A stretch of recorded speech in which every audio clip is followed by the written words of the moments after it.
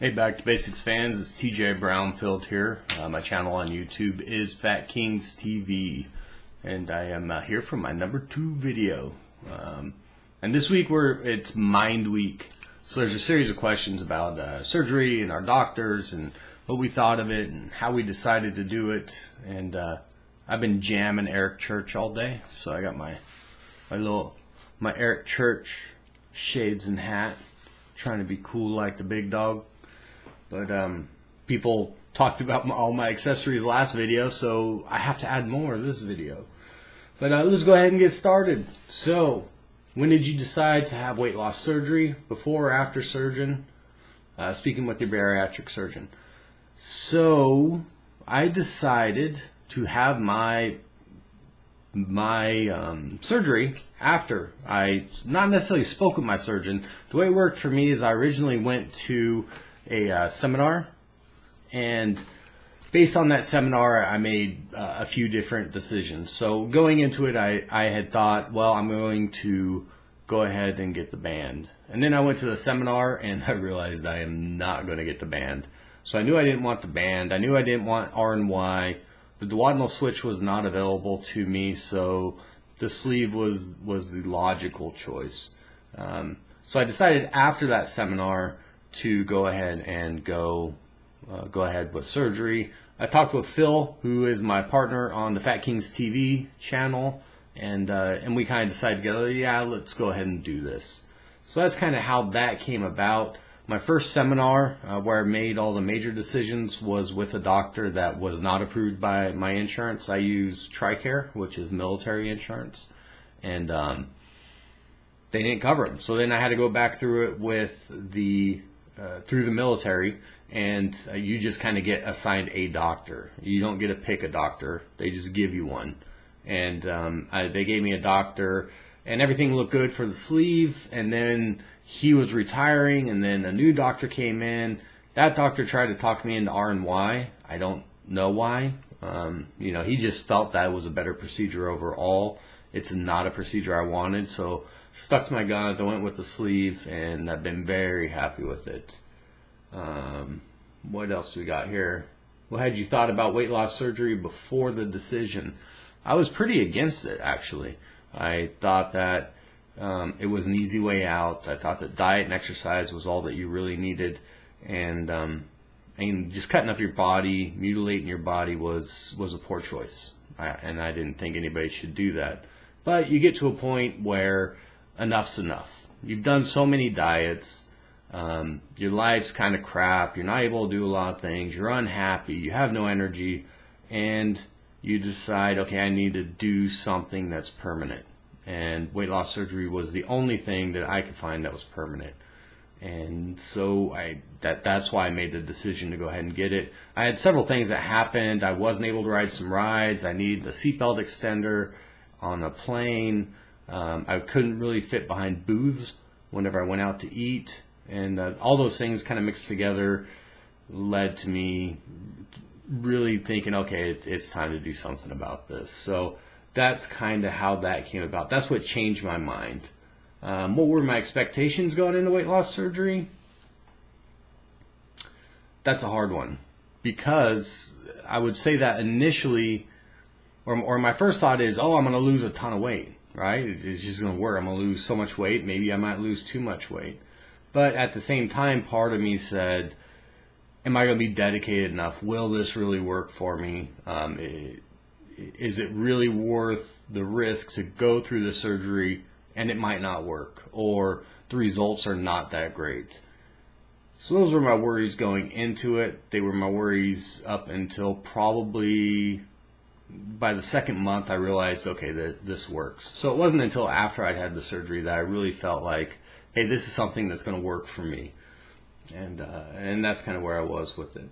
Was weight loss surgery your first or last resort for weight loss? Well, it wasn't my first, but I don't think technically it was my last. I think if I could have been diligent enough, and if I had enough willpower to eat properly and exercise, I could have lost the weight. Because I'd done it many times before and I had no problem with it. I always got down on my weight, and and I was good to go, but then something would happen, something would trigger a binge, and then it just slowly crept back in, and I would gain all the way back to where I was, and usually more, another 10 or another 20 pounds. I don't know that I necessarily needed weight loss surgery right now. I did it more for the me 20 years from now, because I didn't have any comorbidities. I didn't have any diabetes. I didn't have high blood pressure. I had joint pain, but that was because I have arthritis, which I still have. I have asthma, but it didn't bother me that much. But I lived a semi-active life. I traveled a lot. I did scuba diving, things like that, but I just wasn't comfortable. I wasn't able to do as much as I'd like to. So if I went for a walk, it might be a mile instead of now where I'm walking 6 or 7 miles. If I went diving, I had like 30 minutes there if we were doing a shallow dive, whereas everybody else had a good hour or so there. And whoever my dive buddy was always had to surface early with me, so that kind of sucked. So my weight hindered me, but it didn't stop me from doing anything. What's the next one? How did I find my surgeon? My surgeon got assigned to me. I had my surgery done at the Naval Medical Center in Norfolk, Virginia, and you don't have a choice. They just give you a doctor. You go with whoever they give you. So that was pretty easy. What made you select the particular doctor? Well, that doesn't matter.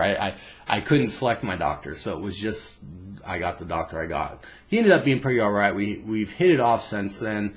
When I first met with him, I did not care for him much at all.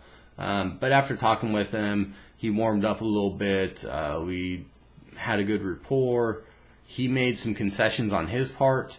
I made some concessions on my part.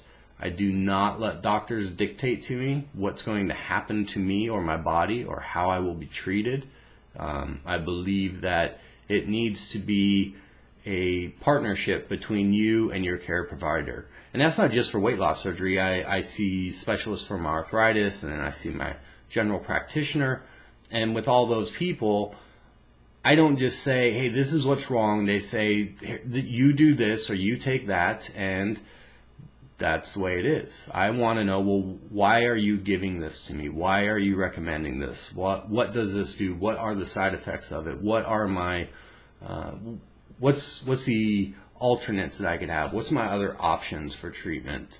How serious is it? Are we treating symptoms, or are we treating what's actually causing the issue? So I ask a lot out of my doctors, and I've actually had doctors who refuse me as a patient, just because they have a God complex. And I treat a doctor the same as I treat a lawyer or a mechanic or the cashier at Walmart. I mean, it doesn't matter. I mean, it's a service provider. It's all a doctor is. I mean, they're very knowledgeable and they save your lives. They're a very important service provider, but they're still just a service provider. There's good doctors, there's bad doctors. They make good decisions, they make bad decisions. So just because a doctor tells you something doesn't mean you have to listen or that you have to follow it. You can do your own research. You can look things up on the internet. They hate that, but I do it anyway. There's other doctors you can go to for second opinions. And if you don't feel comfortable with what your doctor's recommending to you, whether it's weight loss surgery or other, turn it down. You can refuse service and go to somebody else. So don't treat your doctors like they are a god, because they are not a god. They're fallible just the same as the rest of us. And you want to be confident and comfortable that what they're telling you or recommending to you or prescribing you is the best thing for you. And that onus of that is on you. It's not on your doctor. Your doctor just does what your doctor does. It's up to you to make sure that you look out for yourself and you're getting the best possible treatment and options for you. What is the last part? Do you want a physical transformation only, or were you looking to transform your life?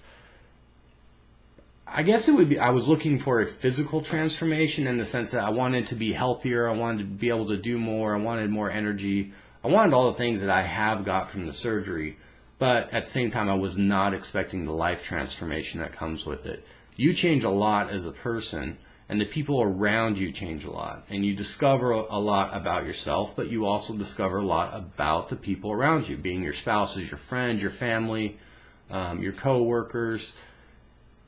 True colors end up showing.